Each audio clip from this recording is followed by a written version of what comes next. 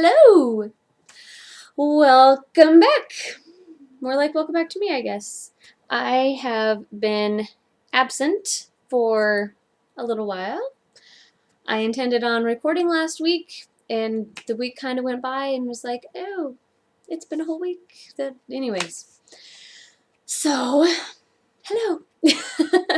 This is the Mel-Tran Designs podcast. I'm your host, Melissa, also known as Anansi on Ravelry, and on Plurk and Instagram, I am Mel-Tran Designs.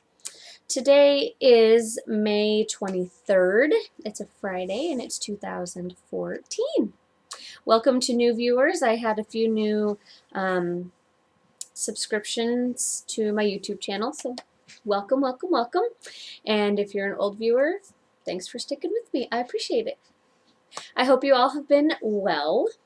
And I'm going to try to keep this short because it has been 3 weeks. So let's just jump right into it. Happenings this week, these last weeks. So last time I recorded, I was getting ready to have a performance, just kind of a local performance for my clogging. Yeah, that was interesting. We were performing, and the floor was a little slick, and down I went. Thing is, people fall during clogging performances all the time. Like, it's just one of the things that happens because the taps that are on the bottom of the shoes are slick, or they can be very easily. And so it's not uncommon to see somebody fall, especially at competitions and stuff. It always happens, but you get right back up, you keep going. Okay, so it's one thing if somebody falls. People are like, oh, too bad. When the pregnant lady falls in front of 150 people, there's like this collective gasp. And the thing is, when I'm on stage, I know I'm much older than the kids on my team, but because I'm really short and because I look young, it's not super noticeable. Well, when you have this thing sticking out in front of you, it becomes much more noticeable. So I try not to attract attention to myself anyways. I'm just there as part of the team to compete or to perform or whatever. But when I fall, not only does that draw attention to me, it draws attention to the fact that I'm, pregnant. And anyway, I was okay. I got up and finished the dance and snuck off into a corner where nobody wouldn't bother me afterwards. Anyways, it was actually it ended up being a decently bad fall. My left foot went out from under me, which took my right foot, and I fell literally straight down on my butt, which jammed kind of my entire back. My tailbone was fine. There was no like permanent damage or anything, but the next day I was pretty sore. And then the day after that I was still pretty sore. So I got into the chiropractor a few days afterwards, and essentially my whole back was out of place, all my vertebrae, all the way up to the very top of my neck. Not only that, because my left leg had gone first, I landed a little harder on my right leg, or on my right side, and so all of the ribs on my right side were out. So luckily she was able to get all that back in. My left shoulder and elbow were out from, because I put my hands behind my back to catch myself. My right shoulder was okay, but at my left elbow, both of my forearm bones were out of place. And I knew my wrist was out because it felt like it needed to pop, but it wouldn't, and it didn't hurt horrible, but I was very aware of it, and I knew it was out. Well, she said that because both of these were out, my wrist never would have gone back in. So she got my elbow, which was a little nauseating. That one, I don't know. It's not the pain. It was just, anyways, it was a little bit nauseating. And then she gets to my wrist and starts feeling it, and she says, you pretty much crunched every single bone in your wrist. Yay. That's something you always like to hear, right? So she got him back in place, did some other stuff on my back, even my collarbones. I mean, oh my gosh, the whole thing. Then she went back to my wrist and put the last two that were kind of being stubborn back in. And the very last one, it's not a violent thing when they put your wrist back in. If you've never had it done, they just kind of hold on and put their thumb on the bone that needs to go back in and just kind of just give a little pull like this. Well, that one she had to pull a little harder. And not only did it hurt, because it went back in and everything was it didn't feel good. So she gave me some stuff to wrap it with. She said, wrap it during the day for a couple days, and then after that, just wrap it, keep it wrapped at night for a couple days, and you should be fine. But if there's still pain, wear it during the day until it goes away. 5 days later, I was able to stop wearing it during the day and only at night for a couple of days. Oh. Anyways, I'm good. I mean, there's spots that have gone back out since then, but nothing bad. Anyways, the baby was fine. That was, is the baby fine? Is the baby fine? I'm like, there's so much amniotic fluid around her at this point that I would have to do something much worse than falling from how high up my butt is off the ground to the ground. And I'm not very tall. I'm only 5'2", so I'm not very high off the ground. So anyway, she was fine. I'm now fine. Everything's fine. So anyways, that was an adventure. So the weekend after that, I got to go down to Salt Lake to an amusement park down there called Lagoon. And we had our national competition. And we did fine. My middle daughter, Kyan, came with me. That was our girls' weekend away. And we had so much fun. We went into Salt Lake and had dinner and walked around. And I got some pictures of her next to some gorgeous flowers. And anyways, we had a really good time. And the people that we stay with down there have girls her age. So she was having a blast. I got to hang out with my friend and hang out with my daughter. And so anyway, she had a lot of fun coming to competition too. She'd never been down to the Lagoon competition before. So anyway, that was fun. And then the next weekend, which is just this past weekend, was it just this past weekend? Yeah, I guess it was just this past weekend. We went down to Salt Lake again, but it was just Anansi and me because she had her national competition. Anyway, because she's in dance, not clogging, and their competition is a week after the clogging one. So yeah, so I got to go down 2 weekends in a row, which the drive isn't horrid. It wasn't great driving it 2 weeks in a row, but it wasn't the worst thing I've ever done.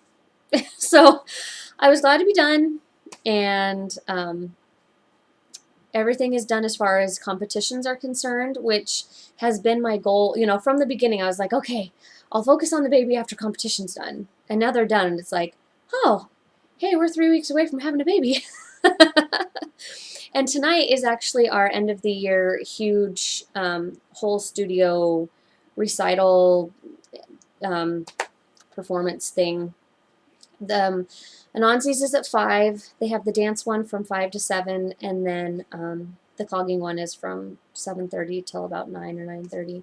So it's going to be kind of a long evening because we have to go to both, obviously. I do plan to perform, even though I'm 37 and a half weeks along. I don't know if I'll do both dances. One of them really kicks my butt, to be honest. It's a very, very physical dance. And by the end, I feel like I'm going to pass out. But, I don't know. I'll decide a little bit later. I'll probably go through it a little bit later stand in my kitchen and go through it and decide then if I want to actually perform it tonight. Otherwise, I will just be doing one, which is an easier one that I can easily get away with. So we'll see. Either way, I get to finish out the season tonight, which will be good, and be completely done clogging until after I've recovered from having the baby.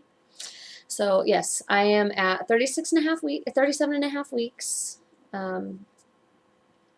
Yeah, June 10th is getting close, and really she could come at any point and be totally fine. So we are pretty much ready. We have the birth supplies that we need here, and we got the last couple things this week. There's a couple other things that are on my list, but they're not vital to the birth or after or anything like that. They're kind of just nice to have type things. So I'll still probably grab them, but anyways, so there you go. There's that update. And because of some requesting, I will show you my belly if you would like to see it. Let's see if I can do it with leaving my camera right there without it being too awkward. So there we go. There's my nice big fat belly. And it's really big at this point. So anyway, it gets in my way. I can't pick stuff up off the floor very well. I'm glad I have kids and a husband. Oh, I'm ready to be done. I know I still have a couple weeks, but that's okay. I'm ready to be done. All right, let's move on. Going on / coming up. Not a ton. We have the garment knit along finishing up next week. You still have a whole other week. There have been some really fun entries in there, and I appreciate everyone who has participated.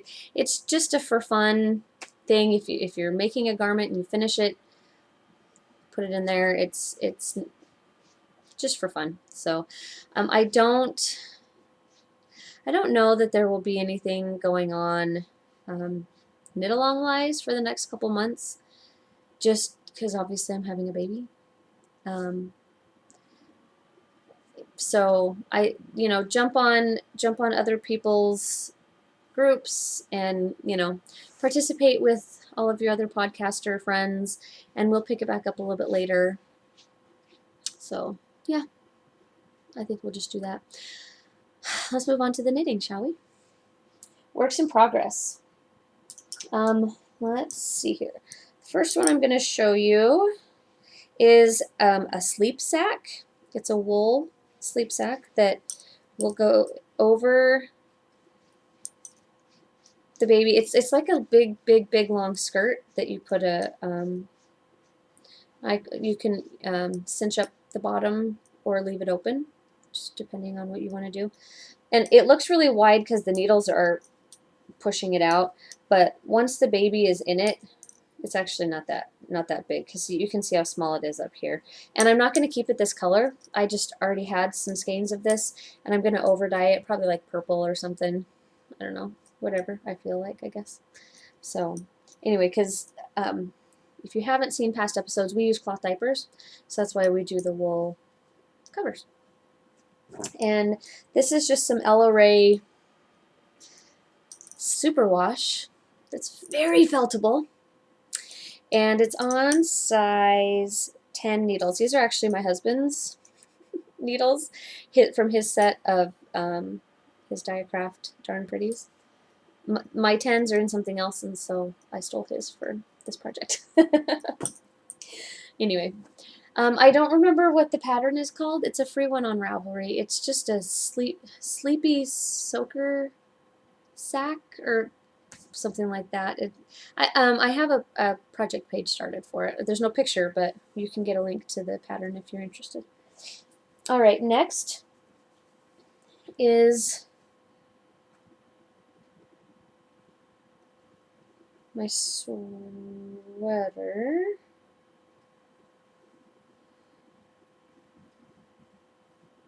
Hold on.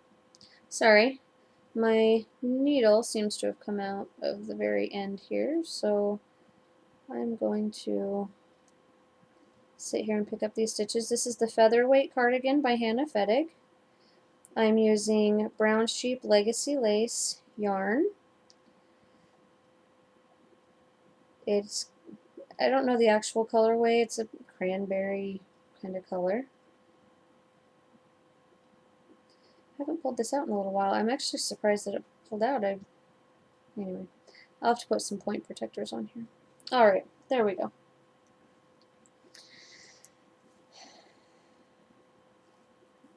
Let me get this turned right side up for you so you can see what I've accomplished so far. As you can see, I have sleeves pulled off onto some waist yarn. So I'm done with all the raglan increases, obviously, and I'm a few inches now below the sleeve. You're supposed to go to about 9 inches, and a lot of people extend it, but I'm really short-waisted, so, and torsoed, and well, I'm short everywhere.